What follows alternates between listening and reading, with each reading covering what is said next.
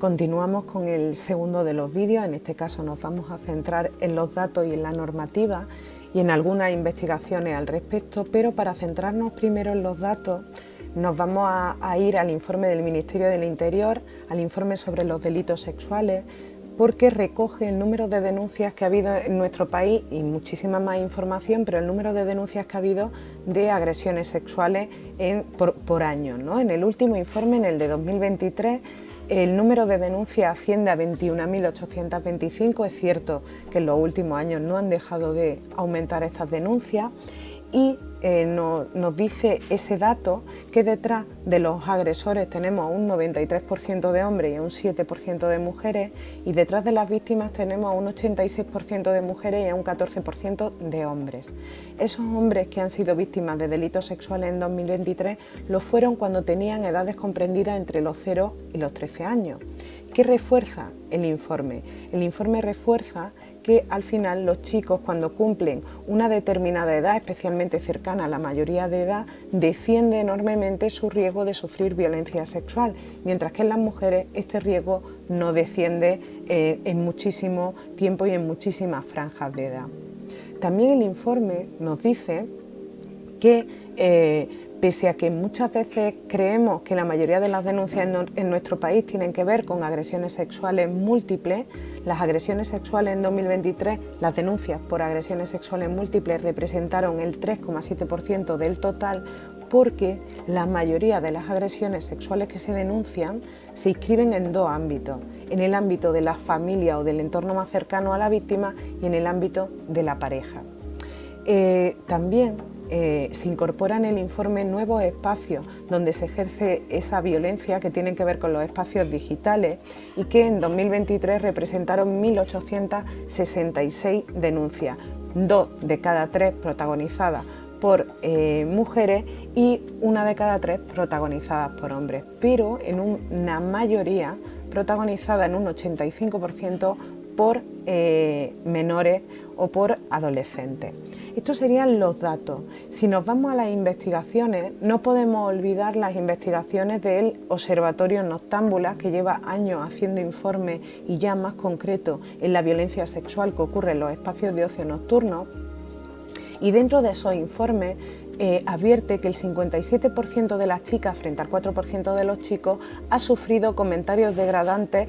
y formas de violencia invisibilizadas, porque están normalizadas en nuestra sociedad dentro de los espacios de ocio nocturno. Hay otro informe, que es el de la Federación de Mujeres Jóvenes, Noches Seguras para Todas, donde reflejan que hay una parte de las chicas que salen de fiesta con la idea de que van a sufrir agresiones sexuales muy invisibilizadas y muy normalizadas en nuestra sociedad. También advierten que el alcohol es la droga más presente o la sustancia más presente en la violencia sexual, que esto también lo recoge el informe de Noctámbulas, y hace hincapié en que el momento de mayor riesgo percibido por las chicas jóvenes cuando salen de fiesta es el momento de regresar a casa. En 2020, Sara Olivares y otras compañeras y compañeros de la Universidad de Málaga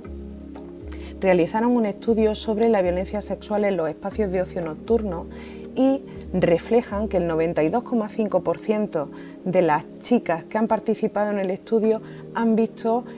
comentarios degradantes, incluso un 50% ha visto acorralamientos y tocamientos sin consentimiento, o un dato que preocupa es que en torno al 15%, tanto de chicas como de chicos, cerca del 15%, ha visto agresiones sexuales sin consentimiento y a la fuerza en los espacios de ocio nocturno. El último informe realizado por Esther Torrado con el Ayuntamiento de Tenerife, también muy relacionado con el tema del protocolo, nos dice que las chicas que no solo sufren violencia sexual, las chicas que van a los espacios de ocio nocturno, sino que también, y esto no debemos olvidarlo, las chicas, las mujeres empleadas en este ocio nocturno de cualquier edad, también están sufriendo determinadas formas de acoso sexual y que por tanto también habría que atender. Para afrontar estos datos, estas investigaciones, tanto las denuncias como la prevalencia de violencia sexual en cualquier ámbito en el que se desarrolle o en el que se inscriba esta violencia, es necesaria una normativa que persiga el delito y que proteja a las víctimas. La normativa que tenemos en nuestro país, la 10/2022, la Ley Orgánica de Garantía de la Libertad Sexual, responde a lo acordado en el Convenio de Estambul, en el Consejo de Europa, que se firmó en 2011, se ratificó en 2014 y se ha vuelto a ratificar en 2023. Y en este Convenio de Estambul, al final se generan unas directrices para que todos los países de la Unión Europea pongan su legislación acorde a lo que se ha firmado en el convenio. Por tanto, ¿qué hace la ley del solo sí es sí? Esa ley 10/2022 recoge eso y incorpora 3 novedades importantes. La primera es el concepto de consentimiento, que tiene que darse libre y expreso. Incorpora también la desaparición del concepto de abuso sexual por el de agresión sexual, como bien establece el Convenio de Estambul. Y por último, y aquí está muy relacionado también con el espacio de ocio nocturno, pero no únicamente, refleja que la sumisión química no se puede considerar como un atenuante ni como un agravante, que sí se considera como un agravante en esta legislación, pero no debemos de olvidar que una mujer bajo sumisión química nunca da el consentimiento, como hemos visto claramente en el caso francés de Gisèle Pelicot. Bueno, espero que con esto nos quede así como un marco general tanto de los datos, investigaciones y normativa al respecto, y continuamos con esas manifestaciones de la violencia sexual en concreto en los espacios de ocio nocturno.